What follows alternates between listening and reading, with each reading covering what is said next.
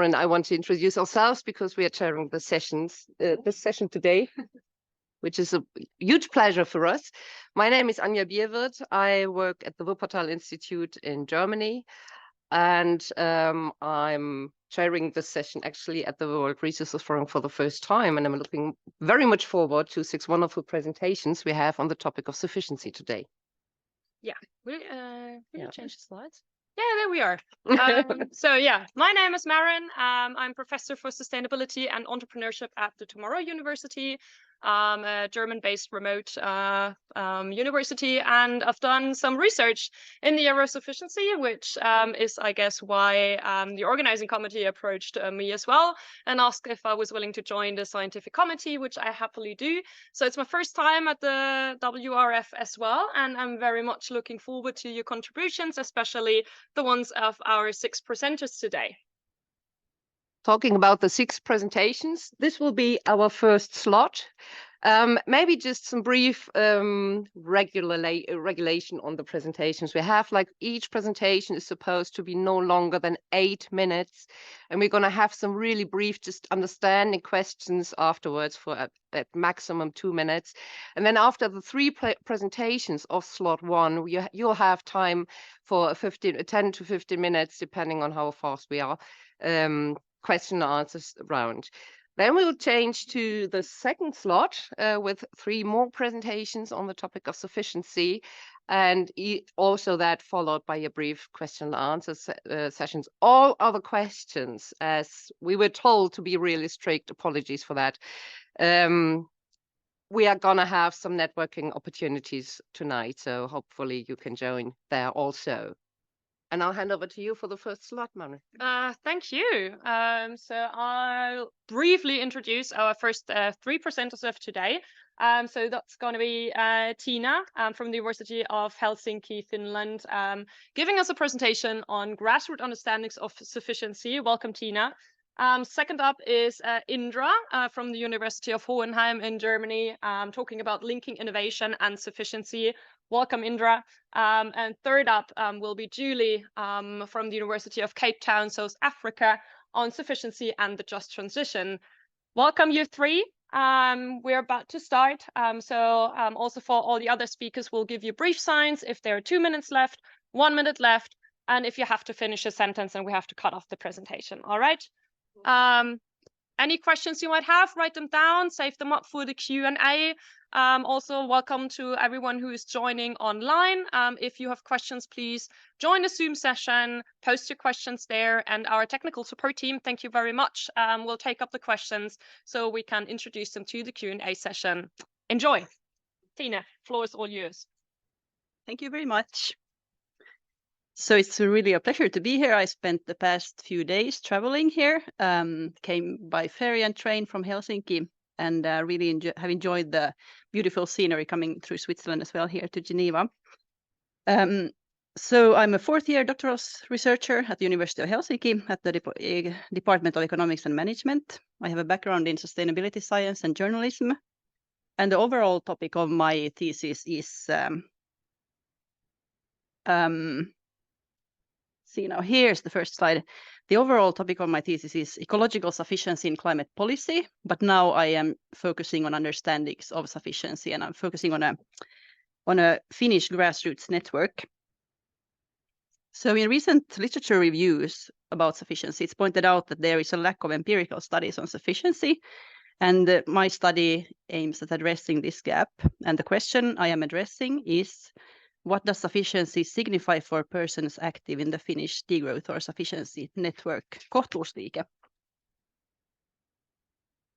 So I have conducted semi-structured interviews with 16 participants of the network, and they are from different parts of the Finland. The interviews were 1 to 3 hours long. I have a quite rich data. And the participants also conducted a quick carbon footprint test, which was self-reported, and they had 1.3 to 3.7 tons of CO2 equivalents per person per year, and it is considerably lower than an average Finn, which is about 10 tons per year. And according to estimates on staying within 1.5 degrees of warming, that would happen if everyone in the world had an average or had a footprint of 2.5 tons. So given this, that in a in a rich country like Finland, people have this low carbon footprints, I claim that this gives these understandings of sufficiency a broader relevance, like for policymakers in Finland, but also in other rich countries as well. And of course, these numbers can be seen mainly as perhaps indicative and not to be taken very exactly. But anyway, it gives probably a sense of magnitude. And I use phenomenography as the analytical framework, which this approach focuses on qualitatively different ways of understanding a phenomenon. So there can be several understandings, but at the same time, a limited amount of understandings, and focuses on collective understanding. So I will not focus on what the different persons or participants think. And so there is no right or wrong answers as well in this approach. So then briefly about the network. It's a loose Finnish grassroots network connected to the international degrowth movement, a few hundred participants on the emailing list. They focus on local group activities and have an annual national seminar. And degrowth is translated to Finnish as kohtuus. And then again, like a quite literal translation of the word kohtuus would actually be sufficiency. So in the transcripts, there are frequently is brought up things seen as problematic on the one hand, and then solutions on the other hand. And I have called, or these have become two of my main categories, and I have called them criticism on the one hand and advocacy on the other hand. And I have now spent quite some time on going through the transcripts and thinking of how to arrange these into categories and subcategories. And by now I have, for example, merged the category lifestyle choices within these two categories. So some lifestyle choices are seen as problematic and others are seen as solutions. So there is quite a lot of data in these categories, and which I have here arranged at different scales and as subcategories. And I will give some examples of this. So first, like some cross-cutting issues, and then on structure, and finally on individual level.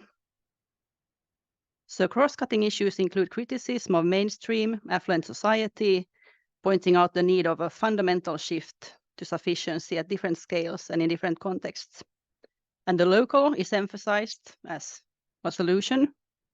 And nature relation is also frequently brought up. So the relation between human and the rest of nature, criticizing the view of human as separate from nature, and also instrumental views on nature. While then again advocating for perceiving humans as a species among others and intrinsic value. Many people speak about a deep nature connection and also reintroducing a sense of sacredness.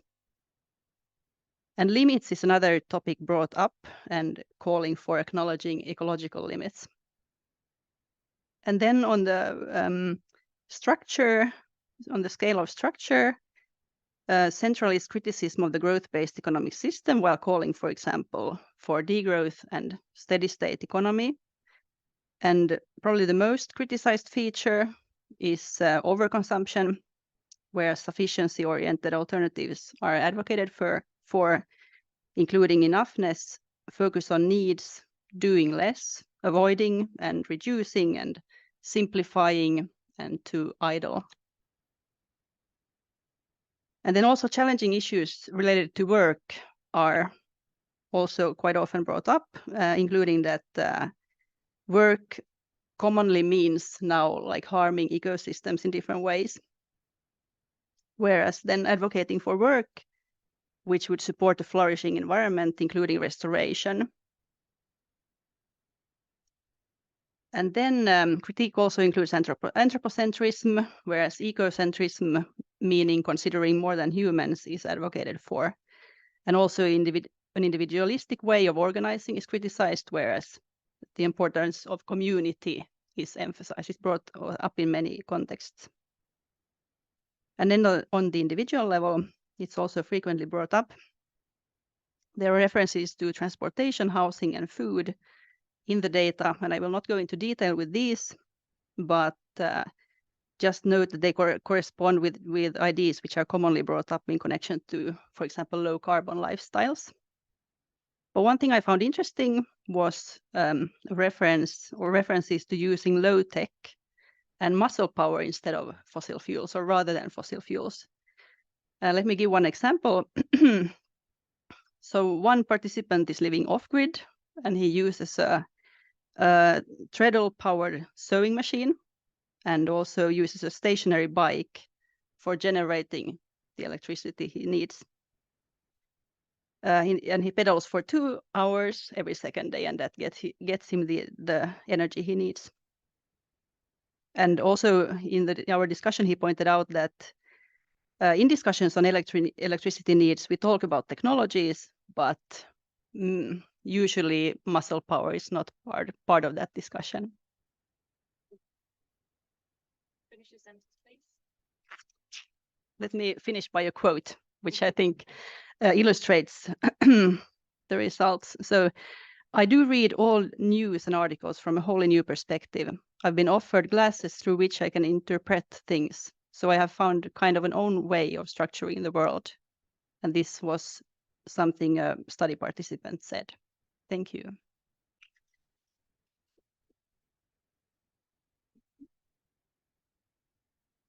Thank you very much, Tina. We now have 2 minutes for some brief questions. Please keep the questions brief, and more understanding questions will come to the discussion later on. So any questions from the audience in the room? Or I'm looking, where's our technical support team? Is not here, from quite online. Yes, please.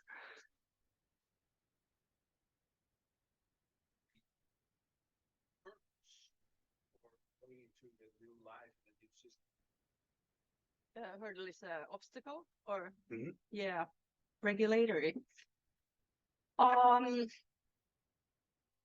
Well, maybe at least there are no. Maybe okay. Maybe Let's switch. You can switch it on here. Yeah. Should be. Yes, so regulatory obstacles.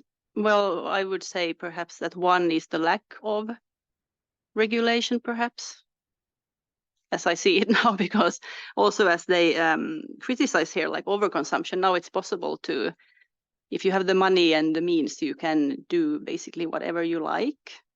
And probably also what they also bring up is cultural challenges connected to this. So many people want to or still strive for consumerist lifestyle, if I may call it that. And yeah. Yes, one brief question. Yeah, one thing, possibly, if I look at this, you say that lack of legislation is maybe an obstacle. Possibly, the obstacle would be to get this legislation enacted. I guess it's politicians trying to do this. I don't think he will be elected, and so on and so on, I think. Okay, thank you for your question. Due to time restrictions, I would like to move that question to the discussion section afterwards, if that's okay with you. So please, Tina, keep that question in mind. Please keep that question in mind. Thank you very much. And we will move on to our next speaker, which is Indra. Please, Indra, the floor is yours. Thank you. All right.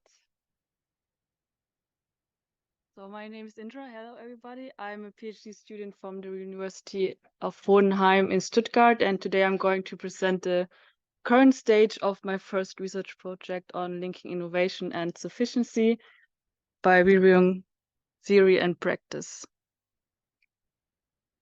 So I guess we're all aware of the many and complex societal challenges humanity is facing that require sustainable development. And taking, for instance, the growing world population as one factor among many others, driving overconsumption as food demand, emissions, and resource waste are increasing, we really have to adapt or maybe even radically change our consumption and production systems. And this is also central to the SDG 12.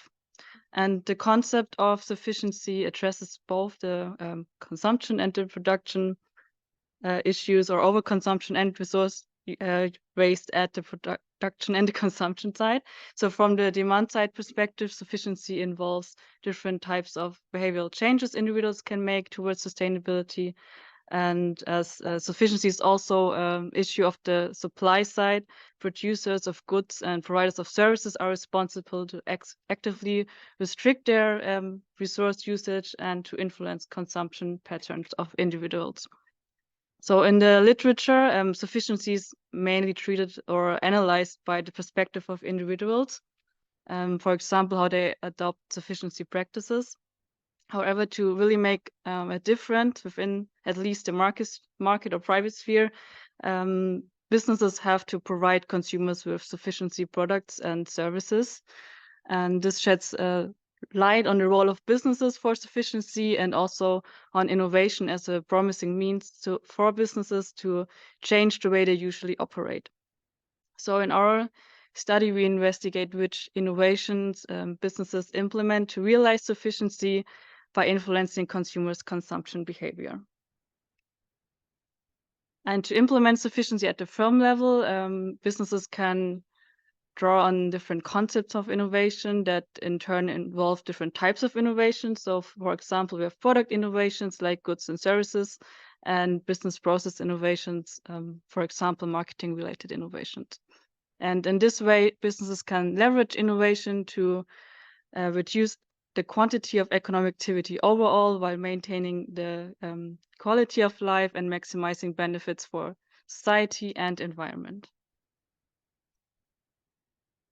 So the methods applied in our study are a literature and practice reviews. So we combine insights from both the literature and the practice because the combination of sufficiency and innovation is a relatively new topic. And usually practice is a bit ahead of theory. And our literature analysis starts from 3 core articles in the research field and snowballs through their reference and citation network. There we want to identify relevant themes, categories, and frameworks that help us to define sufficiency-oriented innovations. And of course, we apply different inclusion and exclusion criteria to select the articles. Additionally, we conduct a practice review by analyzing almost 800 innovations from a proprietary innovation database to identify sufficiency-oriented innovations. And both the practice and the literature analysis are done using MaxQDA software for qualitative content analysis. Our overall research goal is to develop an innovation for sufficiency framework. Our preliminary framework builds on 2 analytical dimensions. So we have, on the one hand, we have the customer engagement or enabling strategies, indicating what the innovations allow the customers to achieve. And on the other hand, we have archetypes of innovations that will guide businesses on how to become active within the sufficiency sphere themselves. Analyzing the practice examples, we found some sufficiency-oriented innovations, and here are some examples of them. I will just quickly summarize the slide. So there's innovations that can be linked to sufficiency. They range from food sector to retail and also IT services. They, of course, involve social and environmental aspects. And some of them are platforms that provide alternatives for materials or resources, or even help to predict the lifespan of products. Based on the themes and categories identified in the literature, we came up with 4 customer enabling strategies that make up the first dimension of the innovation for sufficiency framework. So the first strategy would be improved, meaning that innovations within this category enable customers to adapt existing practices to sufficiency. Within the different category, innovations would enable customers to apply alternative resources or practices. Less means that customers are unable to forgo or reduce certain resources or practices based on this innovation, and together means that innovations enable customers to share or transfer knowledge, resources, or practices. And our second dimension within the innovation for sufficiency framework are the innovation archetypes, based on the characteristics and types of innovations. And for now we found 5 product innovation archetypes. For example, flexible goods and services, meaning that firms implement innovations with versatile use cases. The matchmaking products are innovations that determine the best combination of demand and supply. And regenerative products and services mean that innovations will enhance existing operations overall, in contrast to efficiency improvements. And we also identified life extension technologies or purpose-driven innovations that directly influence consumers' lifestyles. And as this is a work in progress, our next step would be to identify business process innovation archetypes that also include marketing-related innovations. And of course, we want to enrich our framework with more literature, maybe even validate the framework with more practice insights. And that's the next steps. Thank you very much for listening. I'm looking forward to your questions.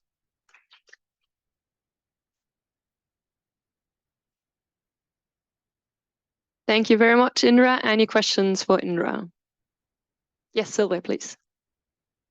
I think I would need your definition of sufficiency.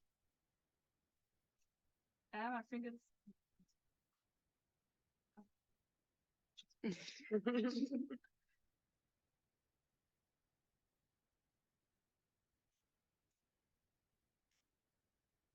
maybe this one helps the slide. So I think, my definition of sufficiency would be that it's, of course, the restriction of production and consumption to reduce economic activity overall while maintaining the quality of life.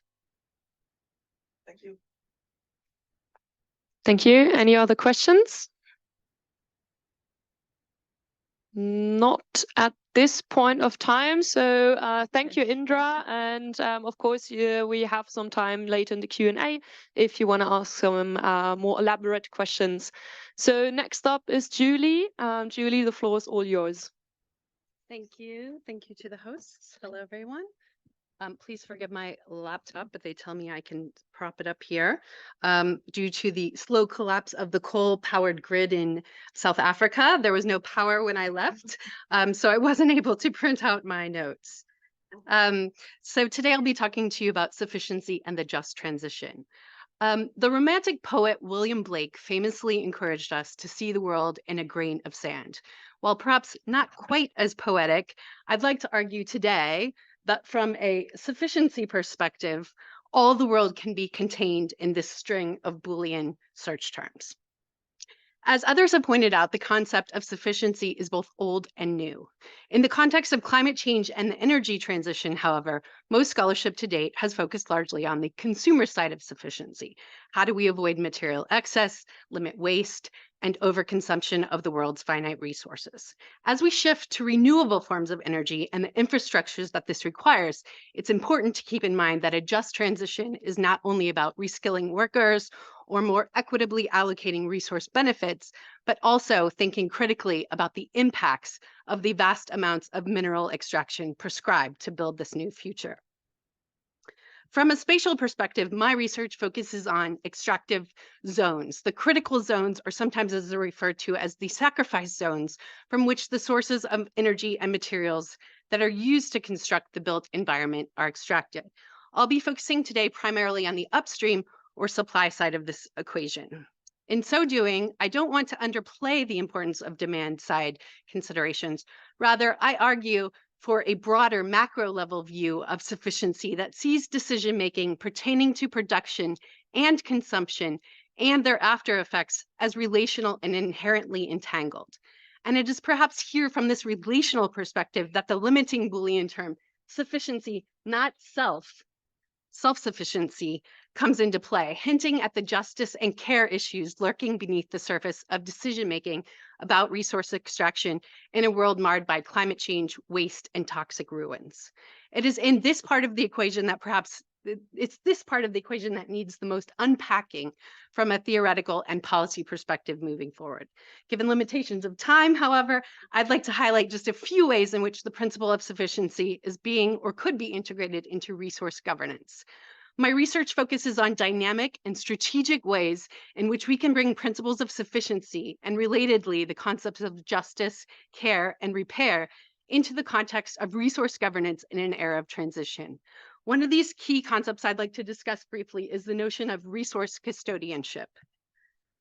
As shown here, enshrined in the constitutions across multiple resource-dependent African countries is the principle of permanent sovereignty over natural resources.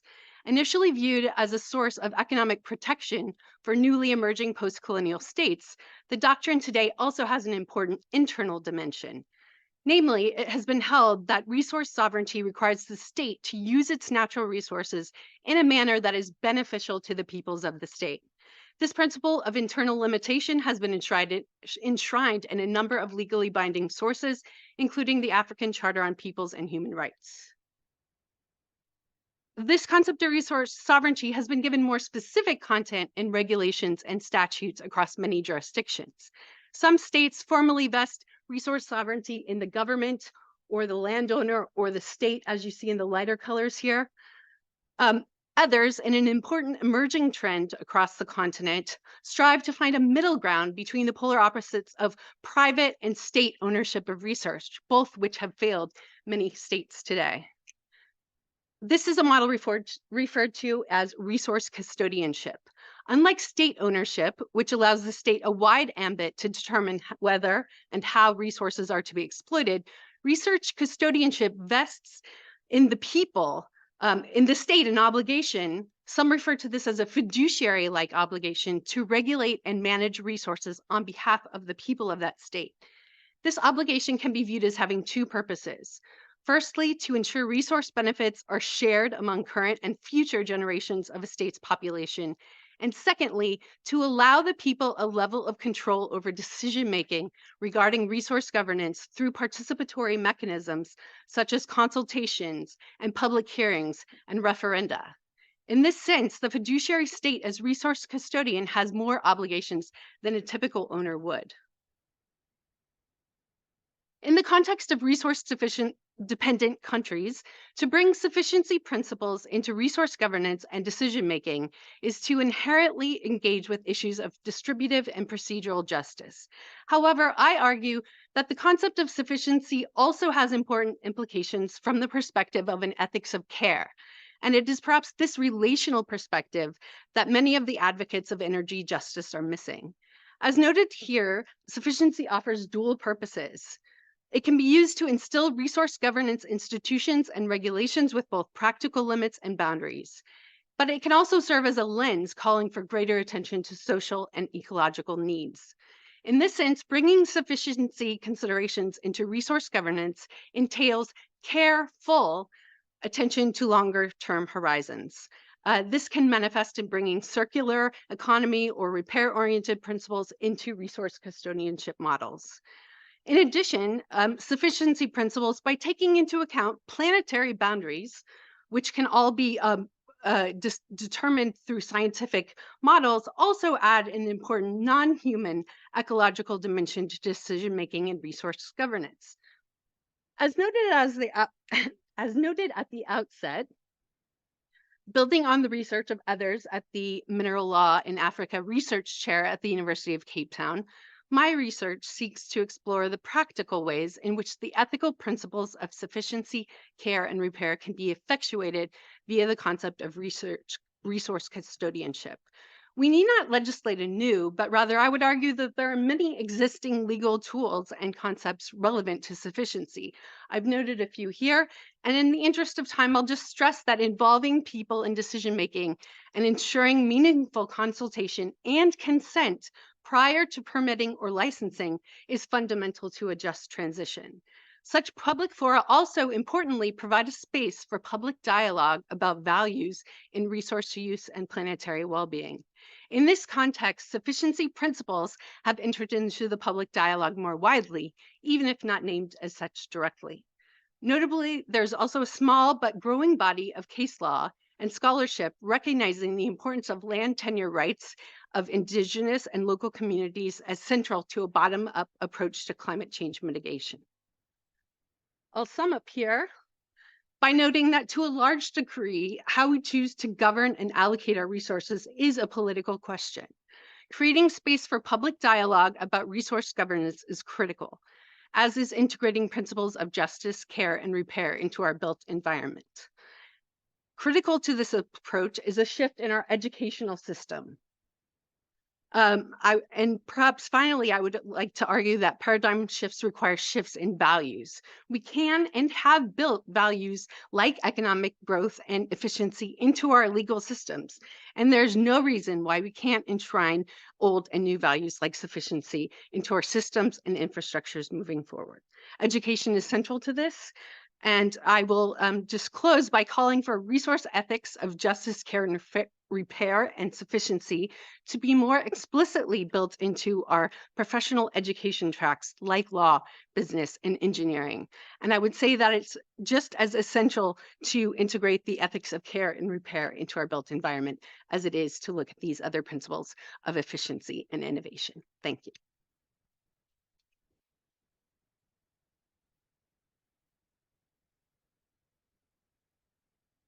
Thank you very much, Julie. Any questions from the audience? Yes, please. Hi, good day. Tia from the University of Johannesburg, South Africa. Julia, do you think really a just transition can happen, not only in South Africa and Africa, in the light of, one, the corruption, politicians not coming to the party? And in a second way, there are so many more pressing issues. I'm from an environmental management field. So, waste management is my specialty. Money is needed in education, in health. So, all the other nice to haves is like at the bottom. Thank you.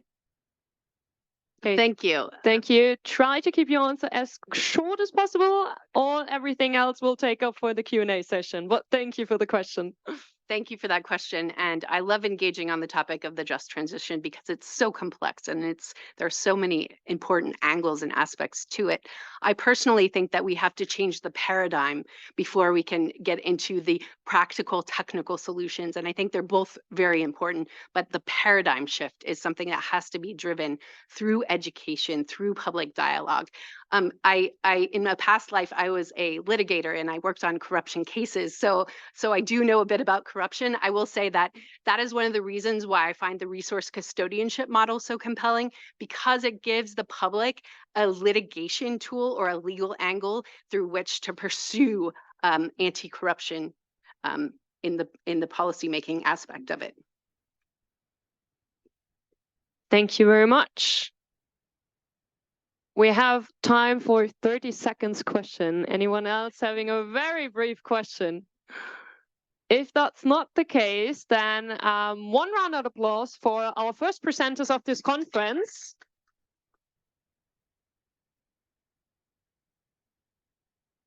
And we'll jump into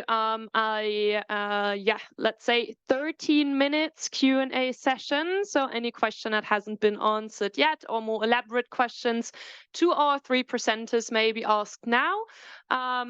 I guess what I heard, just to do the icebreaker question at this point of time, question to all three of you was always the question for sufficiency promoting regulations, right? So in the private sector, in the business sector regarding innovations, or even on the policy side.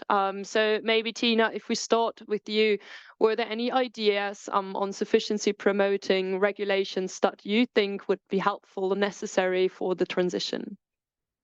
They did bring sufficiency policies up, but that's not the focus of what I now. So I actually didn't. That's not so fresh in my memory. But I'm thinking like, at least, well, I can speak something about what they do in their own lives, which could then be maybe extended to policy or something like this. So many of them don't fly, and of course live quite with low energy and material resource use, and yeah, they live a quite sufficiency focused lifestyle in a consumerist culture.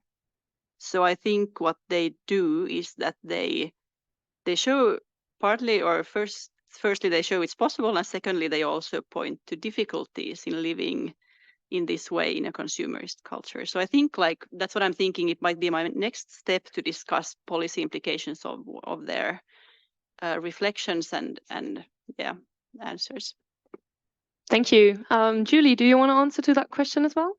Sorry, Indra. I'm sorry, I'm saying Julie, I'm looking at Indra. Yeah, sure. So what I was thinking of is that, especially in the business sector, I think it helps to have like product warranties. I think that's the word in English, and yeah, that you don't really throw away your product. I don't know, every year, or things are not made to break, so to speak, and also the policy of the right to repair that. Yeah, business really have to offer opportunities for their customers to give products back, to have them get them fixed, and to use the resources again, and not just throw it away, exploit new resources, and yeah, get stuck in that circle of using new stuff, but what is happening with the old things. Thank you, Indra. Now, Julie.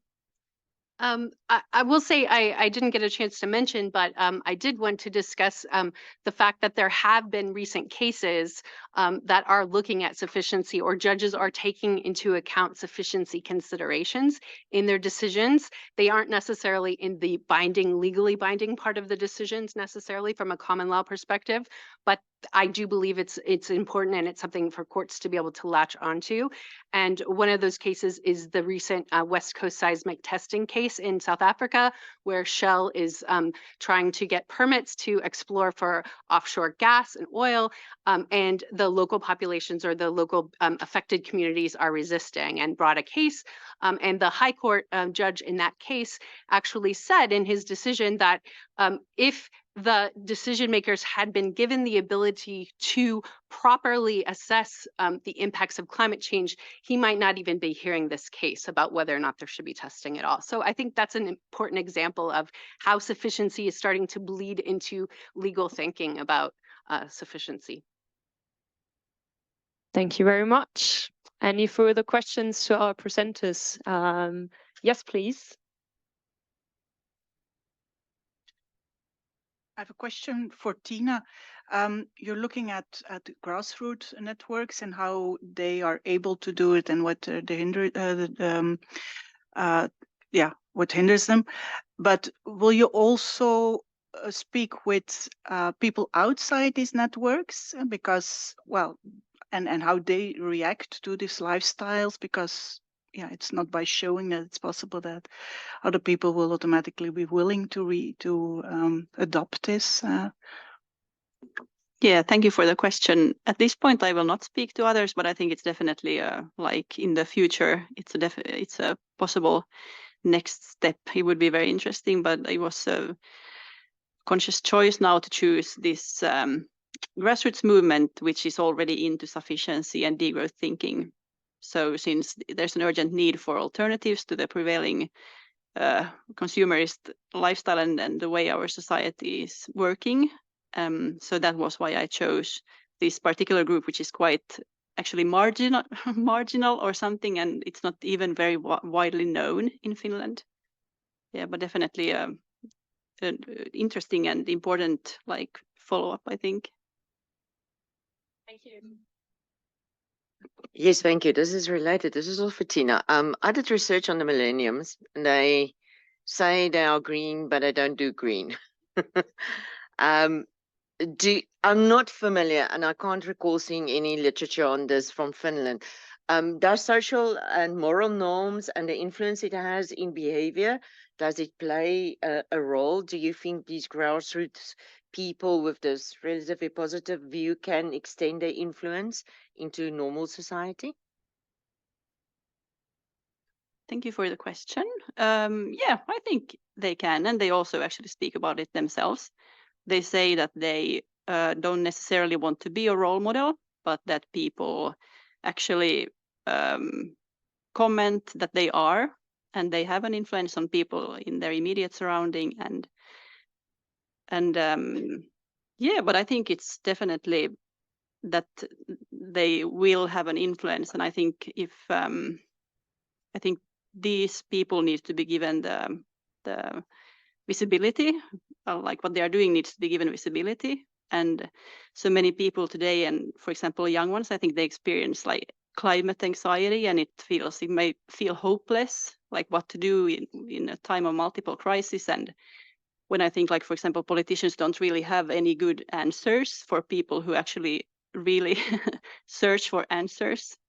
And I think this, with sufficiency, it goes against current norms in society, like with a thinking of enough and even reducing, but not necessarily like that doesn't necessarily mean they are giving something up. Actually, my interviewees speak about that they don't feel they give anything up. They actually gain a lot. For example, not having anxiety, freedom from consumer, or like from must to consume and things like this. Thank you. Any more questions? Yes, please. When I listen to this discussion, I mean, in the end, we must speak about limits. And I remember some years ago, the Green Party made a proposal in Germany to introduce in the public canteens one veggie day. And this broke their neck for the next elections, because they were from that on called the Verbotspartei. So just the party that wants to ban at best everything then in the end. So that was the public perception. So I think it's really, I mean, the concept is great, and I think I don't see many alternatives, but I see tremendous problems how to go there. Then you would have to go against the richest in the society, because they living, say, far out of the limits, and others in the society, even, I don't know, for example, in Germany or Finland, maybe they live well within. So this is a huge challenge, I think, especially in a democratic system, and I assume also in a non-democratic system, because you always have to keep the people that ensure your power in a good position. So I think this is something where, in my understanding or in my opinion, an answer to this is a key issue, how to start the whole thing at all. Yeah. And was this for me, the question? Or for whoever has the solution. Okay. Yeah, thank you very much for your comments and your insights. Yeah, that's true. It's really hard to start somewhere, and especially when it affects your everyday life. So you will have to restrict, I don't know, what you consume and how you, yeah, just live your life. What I think is that, yeah, maybe we have to start with some alternatives, so you don't really feel like you're losing what you already have, but you just make it somehow better in a way that it's more sustainable. And maybe it can just, yeah, go to a level where you just realize that you don't really need that much to live a good life. And yeah, then it's just a process that you have to go through. Maybe this helps as an answer.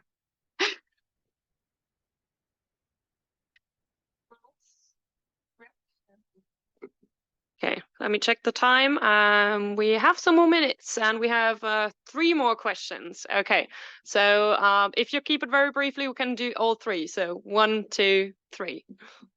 Oh no, I don't want to keep it brief. I want to give a gripe.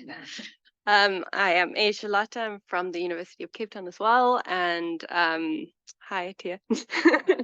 All the South Africans in one room. My gripe is the consumer focus. It has always been this interesting pull, especially from big corporations, to focus on the individual carbon footprint. And this is not actually where we should be putting our focus. We should be looking at larger entities, the ones that have the power to make changes, not the individual that actually has very little agency within a system. So when we put limits on individuals, of course, they're going to be upset because they actually can't change much. So we want to go to the powerful people. That is my first thing that I wanted to say, just a point. And then to you, Julie, about, and this, sorry, I'm going to ask you a tough question because everybody knows I know you, so I'm not going to go easy. But how would you then apply your justice, repair, and care kind of Venn diagram, if I'm kind of capturing it right, to the current just transition issues around Eskom and the energy that we don't seem to be getting? The reason you can't print out your papers and present it to us. How would you, if you were put in a position of power, what would your first step be? Please let me never be in a position of power in South Africa. I don't think that would be good for anyone. I think that these are very difficult questions, and I pull my hair out over them on a daily basis as I try to wrap up my dissertation. And I think that from a sufficiency perspective, you can't live in South Africa without constantly being aware of the people living both outside of the boundary of what is good for planetary well-being, and the people that aren't even living at a minimum level. So the first thing I would do is try to bring people into that. I'm not in love with the donut as a metaphor, I have to admit, because as we all know, we probably shouldn't be eating so many donuts. But I do like the idea that there is this band that we should be operating within. And so that would be one step, is to ensure that we're bringing up the people who need to get up first. And I believe in focusing on the poorest of the poor as a good way to drive your society. From a care and repair perspective, I think that we need to build long-term horizons into our decision-making and internalize so many of the costs. As we saw from the presentation today on cobalt, so many of these costs are externalized to the actual calculus that's even being used on a utilitarian basis. If we're still going to stay with cost-benefit analysis, we have to internalize the actual costs. And I would say that a lot of projects would never get implemented if the true costs were taken into account. So, short answer. Thank you very much. I'm sorry we're out of time for the Q&A. Sorry to you too. Please approach our speakers afterwards and use the chance to network. I will also open up a community channel on Sufficiency Perspective, so you can share your ideas and questions there so nothing gets lost, even though time is short. Again, thank you very much to our early career researchers here for presenting your work. That was very inspiring. And big round of applause to our first three speakers again.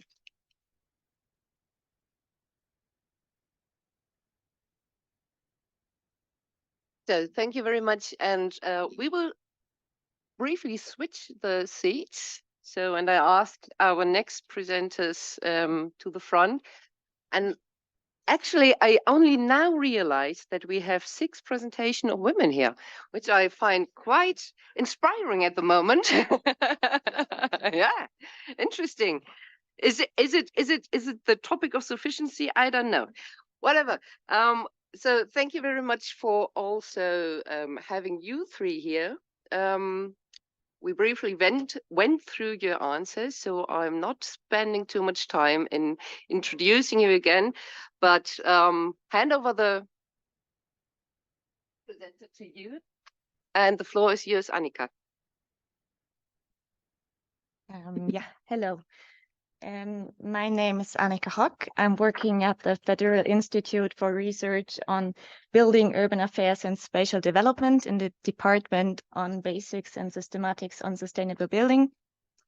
And I'm going to talk today about sufficiency measure integration and sustainability assessment of the built environment. So in my department, we're having the BNB system. It's the sustainability assessment of federal buildings in Germany. And with my dissertation, I'm working more on a neighborhood perspective. So on one side, we are trying to integrate sufficiency criteria in the building assessment of federal buildings. And in my dissertation, I'm having the neighborhood perspective a bit wider.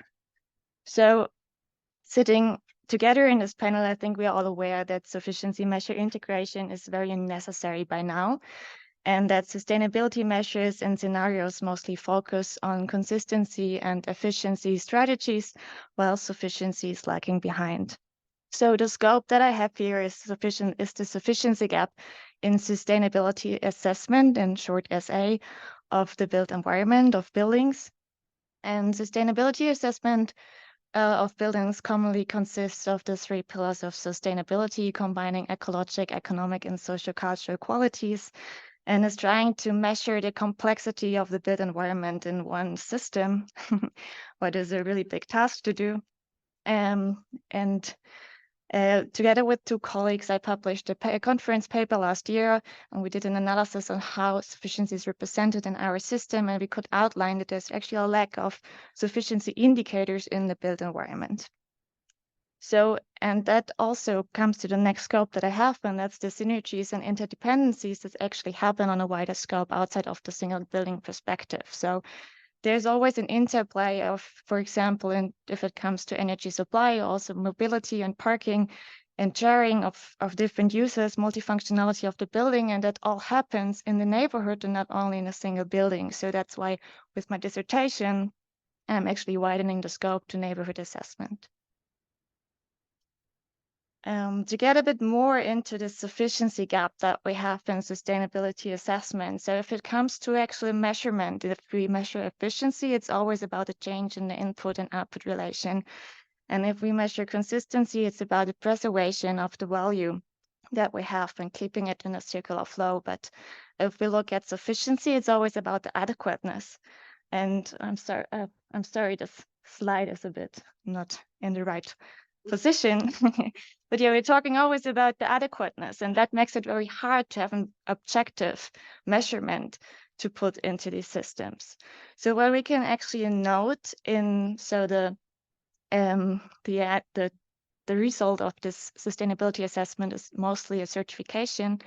And what we can note that we have a very strong domination of certifications in the new construction, while we are all aware that it is very important to focus on an existing building stock with all the embodied energy that is already out there, at least in the global north. And my work is very in a very strong German perspective, as I'm working for the federal government.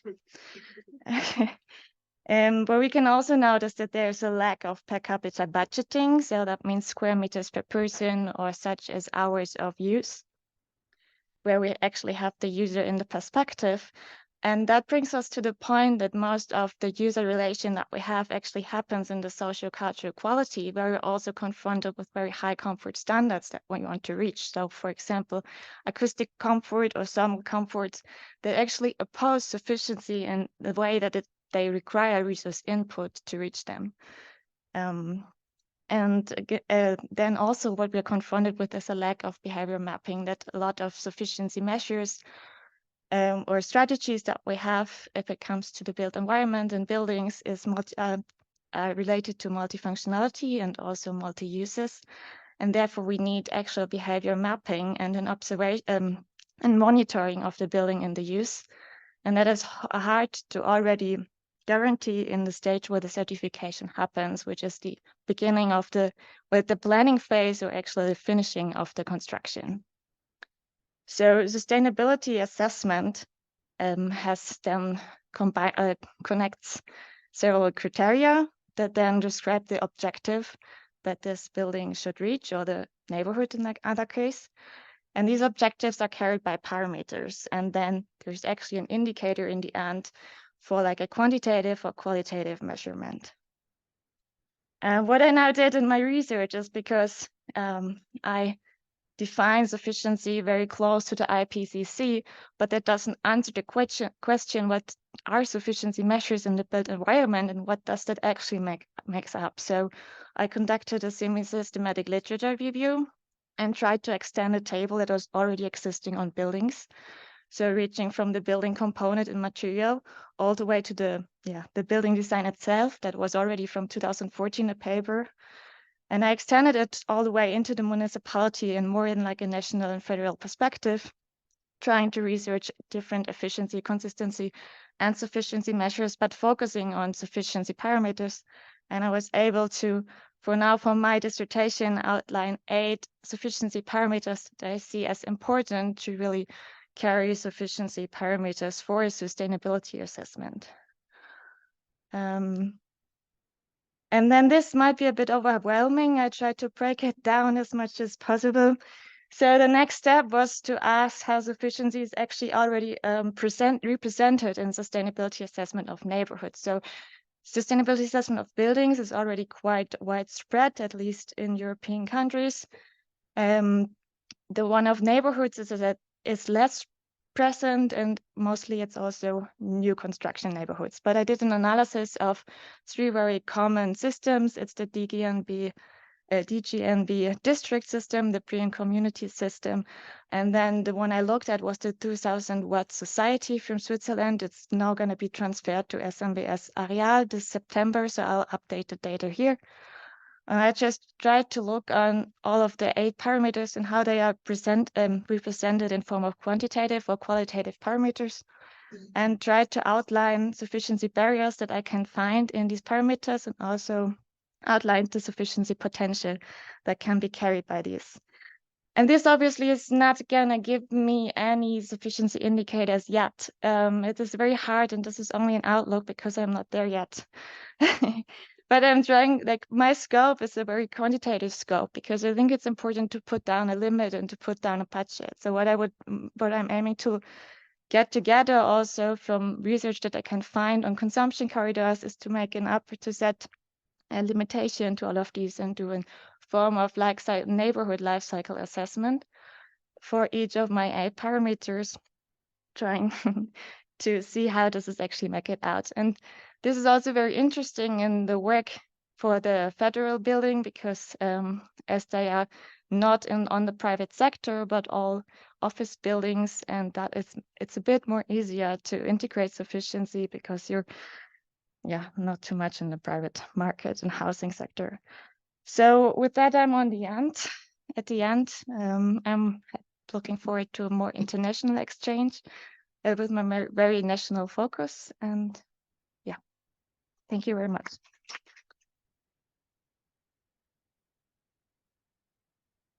Thank you, Annika. Are there any brief questions if anything is not really understood?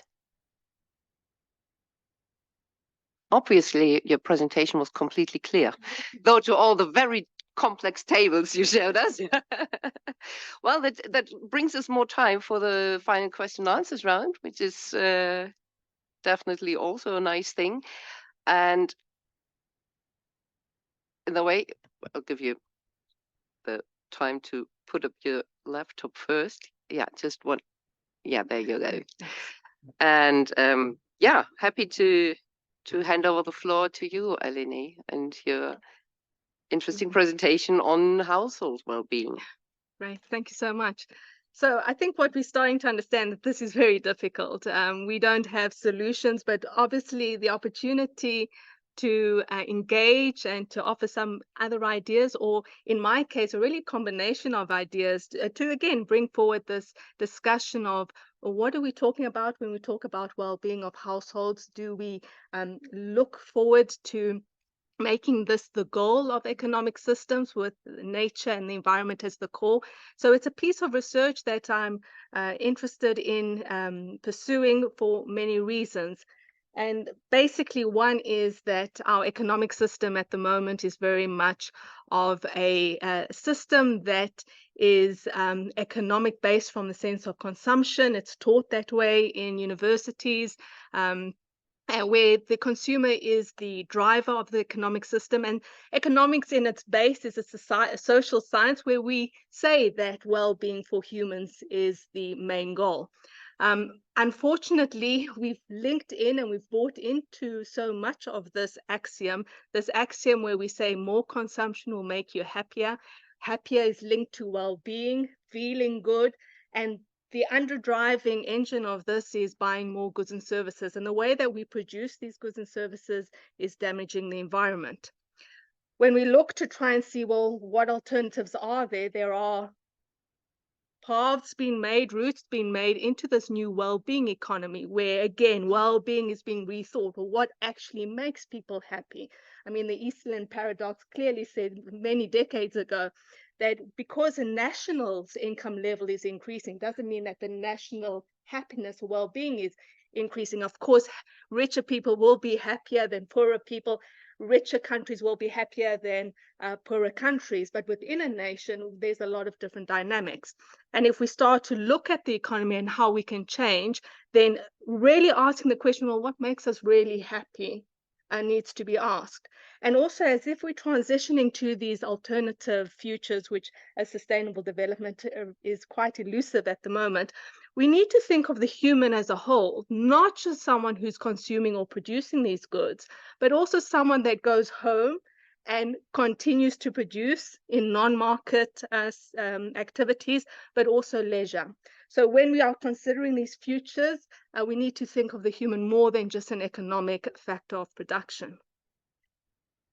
And so what is well-being? Please bear in mind that when you listen to this talk, it's very UK based. So we're talking about an economy that's quite rich, obviously with a lot of inequalities, but not excessive inequalities that we see in other countries. So with a pinch of salt that we have the luxury, or we're at a point where we can maybe ask these questions, but something that could possibly be applied to economies, or how we can other economies can begin to ask these questions.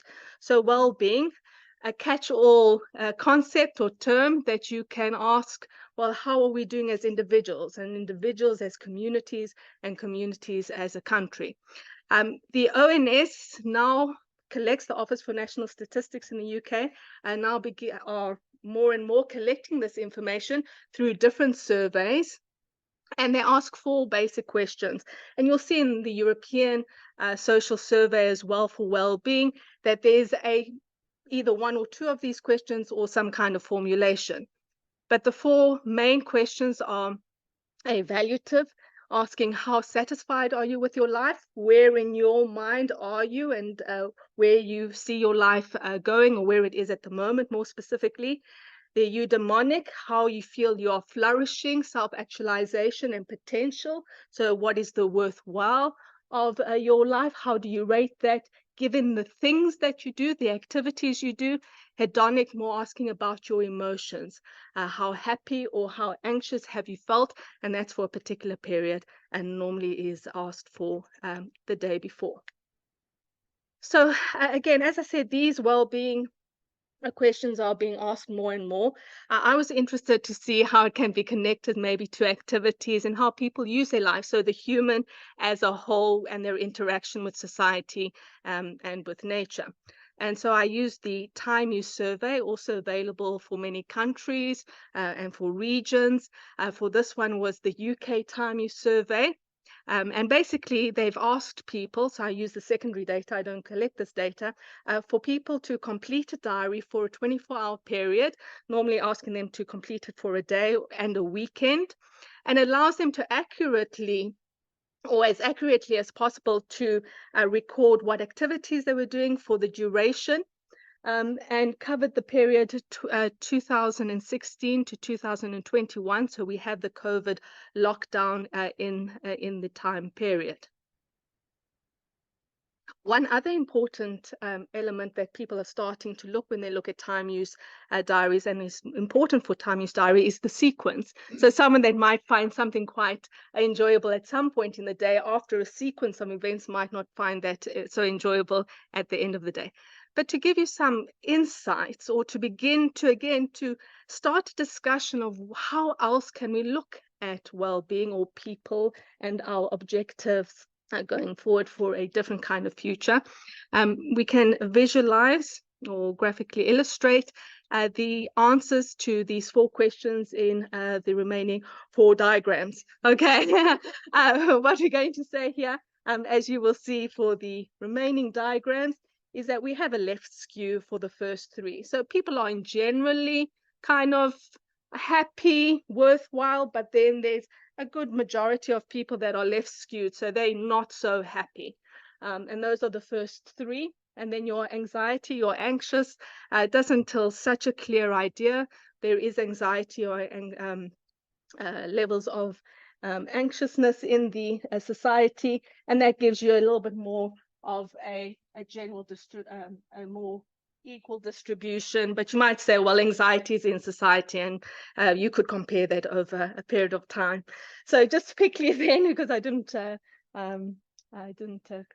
scope this down. Just to show you, I then split the graph into satisfied and unsatisfied. Satisfied being people that are really happy with their lives, and unsatisfied. We can see that there are changes, there are differences in activity. So leisure and eating are quite large for the unsatisfied. This is a 24-hour period, and leisure and eating less. Whereas travel and commuting, travel and housework is slightly more for the unsatisfied and less so for the satisfied. Where this becomes even more interesting is when you actually ask the same sample of people, can you rate your enjoyment of these activities? And you find that the eating, leisure, over this whole group is quite high, with travel and housework, and travel not flights, commuting, and housework a lot lower. Overlie this with the activities, and you find that the people are highly satisfied are actually doing and probably have the comfort of doing activities that they enjoy. And those who might be locked in or have some expectations don't have that luxury or opportunity. Okay, so I'll leave it there, just since there's a lot of other I'm sorry. No. But yeah, here you go. Thank you so much. No problem. Yeah, and I'm sure that we will have some time to get more into detail maybe in the question and answer session. Are there some questions right now? Any questions about measurement or whatever? If this is not the case, thank you very much. And I'll hand over to Riet, and let's see what she's presenting us about sufficiency as a dwelling practice. Yeah, I'm going to present, well, we focus our research on dwelling practice architecture, because I'm a professor at the Faculty of Architecture at Hasselt University, Belgium. And I present the outcome of several PhD studies and ongoing research. And I want to focus on sufficiency as a dwelling practice and what is the role of architects versus the role of occupants. But I also will talk a bit about the role of policymakers. Because in the end, an important part of sufficiency is that it is about the practice, especially if we talk about households and residential context. But of course, this practice needs to be enabled. So people have to be able to do it, and then of course also willing to do it. But so on one side, there is the occupant who should adopt this energy sufficient behavior. I just talk about energy sufficiency. And then there is the architect who, through his design or her design, can design dwellings that enable or disable energy sufficient behavior and support it. And there is also policy that can both support the architects and the occupants. It's important to realize, and therefore I'm happy that Annika already talked about sufficiency, efficiency, and consistency, but it's important to realize that there is a fundamental difference in designing for energy efficiency, which, especially in Europe, most EU countries are promoting to build energy efficient buildings, versus designing for energy sufficiency.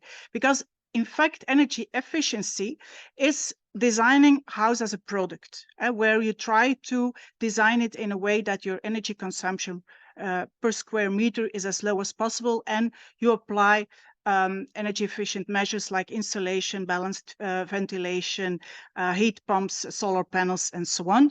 And actually, very often the occupant is considered as a rather standard occupant or a passive user, and so on. Where energy sufficiency is about designing for a practice and to make sure that the occupant can dwell in an energy sufficient way in his or her house. And so it's really much more resident oriented, and it's what we found very much about placemaking. And places are, what are the meaningful places in a house? People look much more to places and rather than to spaces or rooms, and therefore for us it's about making places and people comfortable rather than rooms and buildings.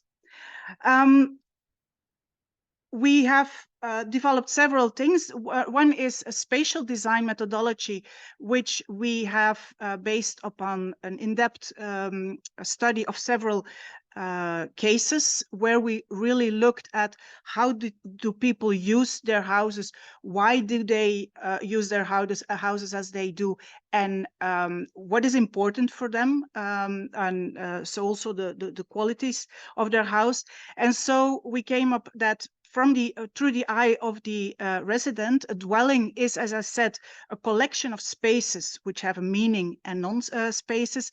And what we try to do with our methodology is to create dynamic spaces, so that people during the day, over the week, over the seasons, can use their spaces in a much more dynamic way than current design very often allows. I cannot go into detail to this in this design method, but I added the link, and you can always ask me to send it to you if you can't find it. This is about spatial design.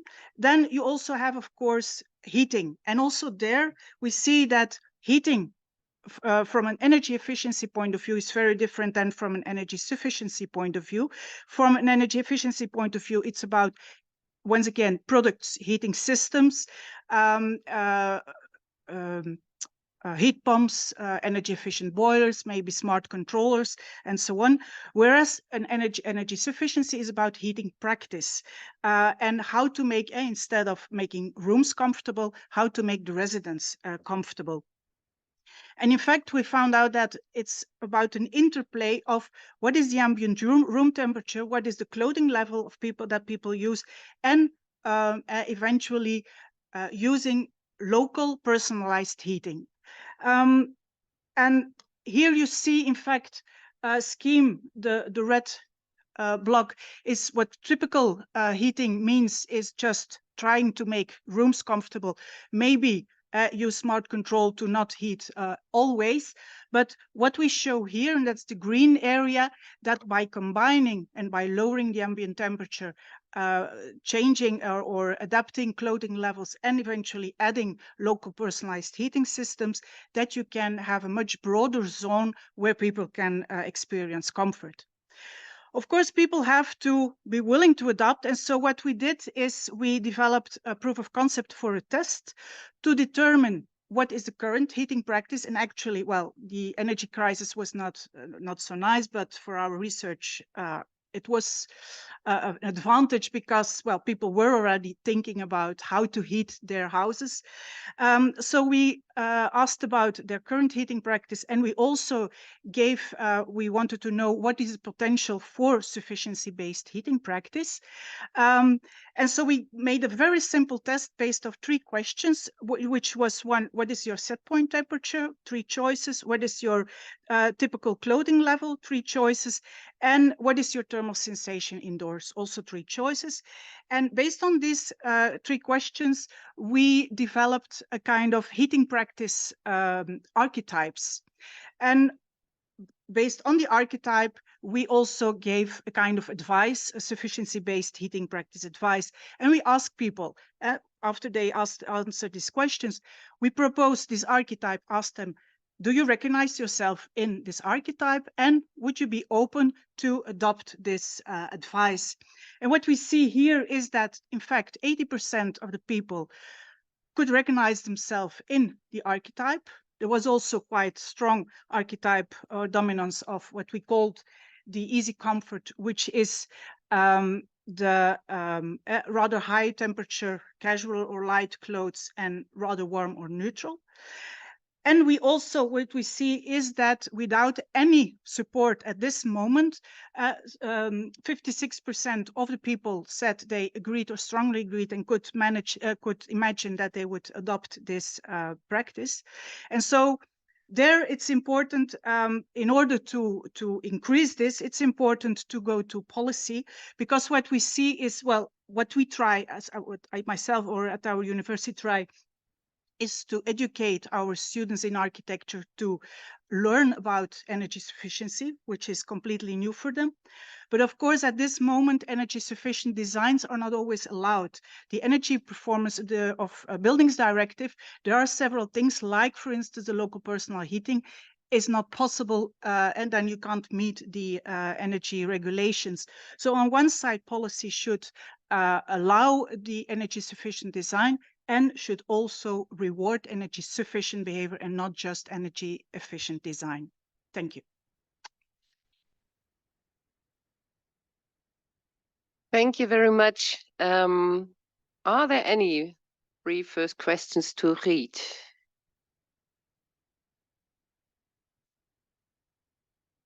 If this is not the case, I'll just, oh, over there. Okay. Yes, please. As if I didn't take enough time from the previous session, I do apologize for those that didn't get to ask their questions.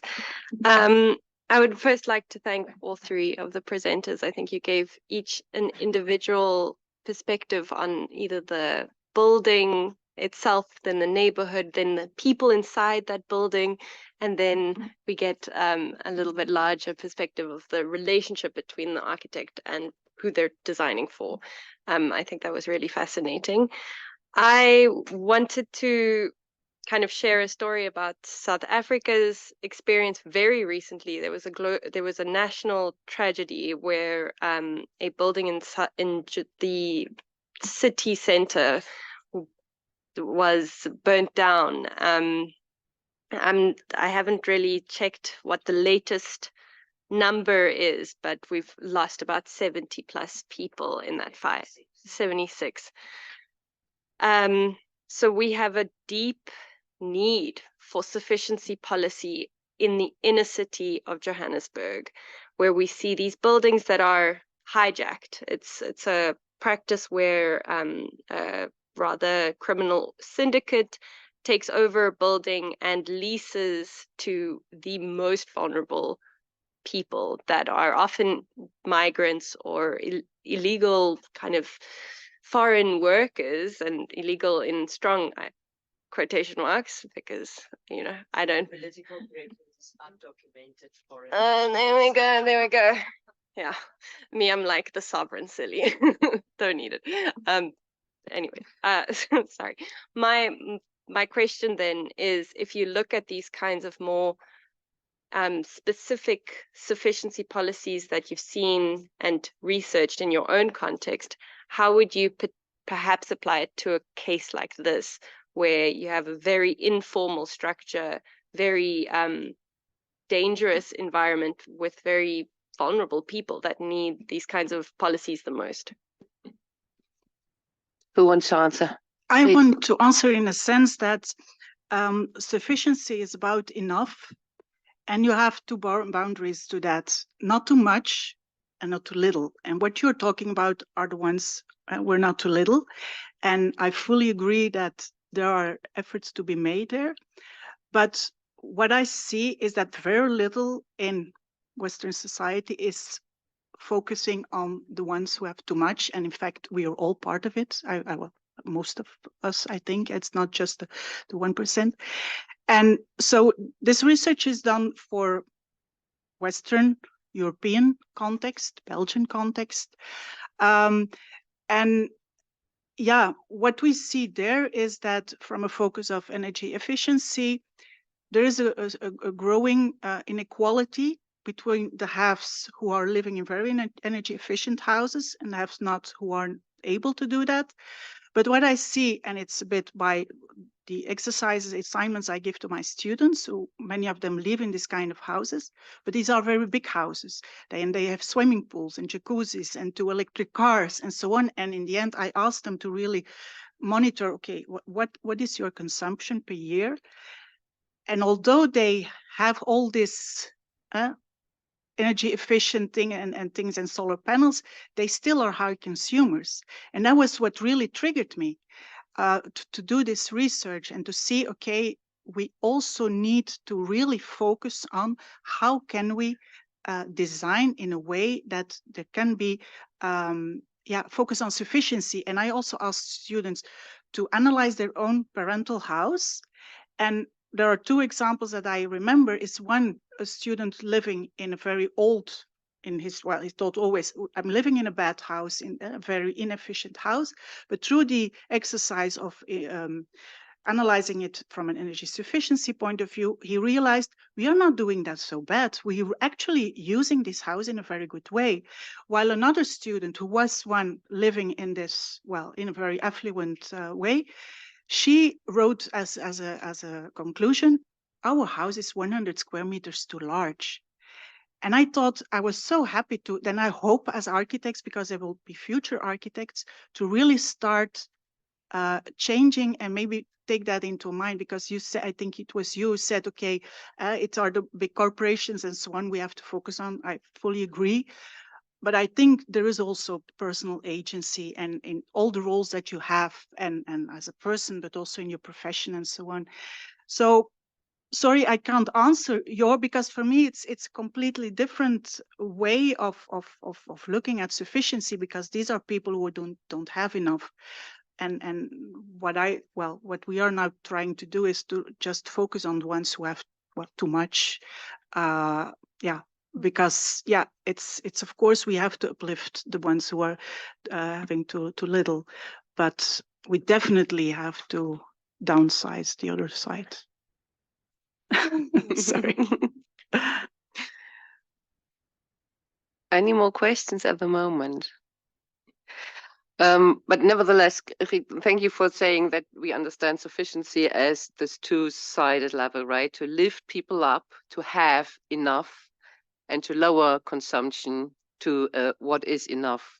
So I think this is very important that the definition of sufficiency, at least in the bubble we know, is, I think, almost for everyone true. But yeah, there is much more research on the ones who have too much and how you can lower consumption. I absolutely agree. And that's an interesting question, though. How and what could be transferred then to other circumstances because and I found it interesting because you were saying it's so much is informal, and then we heard some things about regulation, and it sometimes pointed out, and we had it before with the regulation and the policies, and I just know it from a German perspective. I think sometimes things are way too overregulated, especially when it comes to building and urban development. And in my eyes, there are a lot of regulations that are hindering sufficiency. And it starts, or it even starts with, is a building used? So maybe this goes out mainly to Annika, but maybe to you others too. This overregulation, if it comes to thermal comfort, if it comes to efficiency, they are all different depending on the use of a building. So changing a use of a building to use it longer, to use it differently is a burden, is an obstacle that is not easy to overcome when it comes to at least German regulation. So and then I was thinking about all these indicators, all this, how are we using it?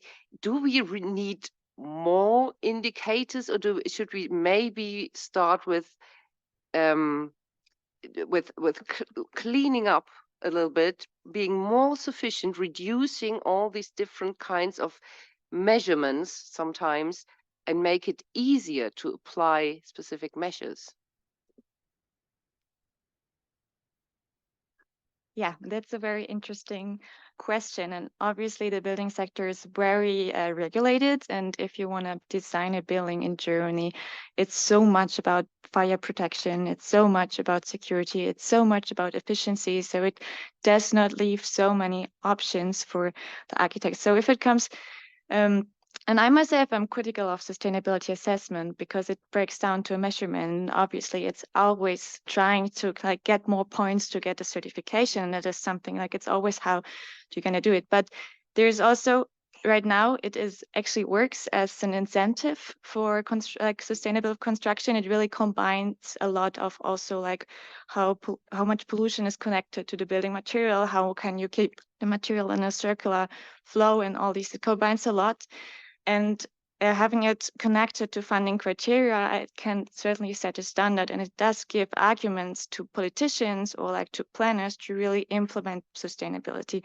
And right now in sustainability assessment, it is not the case that sufficiency is there. So right now there's no like budget on square meters per person. So the buildings certified in Germany, they may be 200 square meter single family houses or 500 square meter single family houses, and they do get a green label. And I think for that it's very important to really define upper budget, at least in a very like European German context. We're having a lot of responsibility and we don't have the resources to build more single family houses. So we need this quantification there, I think. Yeah, thank you.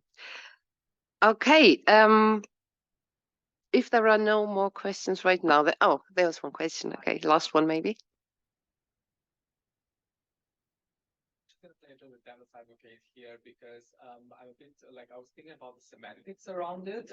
So efficiency with sufficiency. Somehow I feel that sufficiency can be taken a lot in a negative connotation. So it's a limitation. You're asking me to give up something. So why we are introducing a new concept when we can easily say efficient usage and something that resonates a lot more to a normal person or to everyday lay people. So now we're introducing a new concept to something that we can just sort of play with wordings. For example, in the energy efficient, so you mentioned energy efficiency and then you just relied it or you connected that with the production part or the design of the houses. But I would also see it as energy efficient. I could also connect the usage with energy efficiency. So for example, the way how I might use my energy or how I might heat my apartment might not be very efficient. So why are we introducing new concept to something that's existing and potentially we're complicating our sustainability storyline? Well, if we look at what the definition of efficiency is, energy efficiency, it's the input for a certain service per unit of service. Like it's the energy for a fridge, it's the energy consumption per liter of a fridge. For houses, it's the energy consumption per square meter. For lighting, it's energy per lumen. But it never talks about the overall amount. How many square meters, how many lumen, and so on. And that's what sufficiency tries to do, is looking at what is the actual service that we need and how much do we need. And so the whole regulation on energy efficiency is just all the labels that we are using in our society. Energy labels are relative relative ways of assessing energy consumption. And we see that with this, as long as we do not talk about the amount of all these services, then yeah, we don't, well, everybody will be doing much of effort, but we will not in the end achieve it. So, and for instance, one of the reasons why we started with that research is, well, in Belgium, we have quite some large houses. And so there are also large underused houses, and people are now obliged to renovate them, make them energy efficient. But this means that they have to fully insulate it and so on. So it's a lot of costs and materials. And so we were looking, can we not treat these houses in another way? So because starting from the point of view, okay, we want to reduce the energy consumption. And well, like you said, it's a bit like semantics, but sufficiency is is the best way, because efficiency has in itself, in the definition, the fact that it's a relative way of looking at energy consumption. For instance, lighting is the best example. If we compare the energy efficiency of lighting with 100 years ago, the efficiency has increased with a factor 100, but our overall consumption for lighting worldwide has increased with a factor 10,000. So therefore, I think to add sufficiency, it's not to leave out efficiency, but it should be the first step to look at how much do we need, and it's about energy, but also about materials, since we are the World Resource Forum, and then to see sufficiency, efficiency, and then renewable. But if it's for you, it's better in your head to have it like, okay, I keep talking about efficiency, fine with me. And sometimes it might help. Yeah, maybe one just brief question, because I don't want to shorten your break too much, and we all want to see the last panel, I think. I'm not sure if it's a question, but what I conclude from this session is sufficiency is something we need to go to, but the only challenge is that the people in power have the most to lose. And that has been referred by many people. So I'm looking for the silver bullet, which is probably not there. How do you conquer a system which keeps itself in place and has all the power to keep itself in place? It's a very good question. But I'm here just the moderator, so up to you. Who wants to answer? I'll have a go. Well, I won't have a go in providing the solution, but that's the problem. Once you start to delve into this kind of research, you realize that for the majority to win, the few have to lose. And those few have the power, they have ingrained structures, they have businesses that are supporting them. So governments that are supported by businesses, businesses that are using government to act in very special ways. I mean, these are all the businesses that have a lot to lose. So when you talk about the petrol and the oil industries, I mean, they're making huge profits. I think in one of the presentations, just a rounding up of their gains would solve a lot of problems. And so it's not easy. And that's why I think going after the big guys are important. I mean, there's a lot of tax revenue that can be garnered from profits that are just sitting there, that are doing what? I don't know. We're sending more and more waste and rubbish into space than we can deal with on Earth. So we're just polluting everything. But I think because we are so stuck in this kind of structure of power, and again, I'm just talking for very few countries, so maybe European countries, I wouldn't even go further than that, because we've got this issue of corruption in other countries. That's why I always think about the bottom up, because I know that structures, and we actually are locked into a lot of structures, getting to work. The car has been the mode for ease, comfort. But when you realize, and someone said it as well, that's right, do we need the car? There's a whole lot. There is a future that is so different, but it's going to need a whole different power system. And yeah, I think it's a difficult one. And I think that's why we're just not getting to sustainable development, because we're not getting the message through, and we actually don't know what that future holds. And because we don't know the future, we're scared of that future. But when we realize actually that future could mean more community, more local services, more knowing who's growing your food, I think we've got a lot to gain. I think we go from individual to social, and we lost that social to individual. That's what we've lost. And I'm saying there's nothing wrong with technology. I think we've lost a lot of the social interaction, and a lot of these questionnaires ask, if you had a real problem, can you name 1 or 2 people, or even 5 people you could go to? It's becoming tricky. It's becoming tricky. But yeah, it's a big problem. I think that's why we're not moving forward. It was a very good last question anyway. And I hope we're going to have some more time to exchange on that. However, I have one last thing for you to do now. It's time to vote. So please, if you have your mobile phone here, there was set up a Slido to vote for your favorite presentation tonight. And this is the time where I want to ask you for a big applause for all 6 of them, no matter how you vote. Thank you.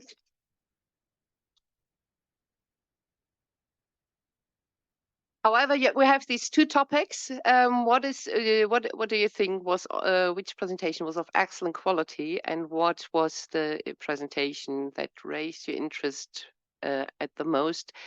It is difficult from my perspective. But however, it would be nice if you could join the voting. And just a brief outlook for tonight. We're gonna have a little break now. Sorry for making it a bit shorter for you. There's a keynote at 5, and then we have some more networking opportunities and time for talking at 6:15, and a last Lighthouse talk tonight at 7. So see you hopefully there. And thank you for joining our session.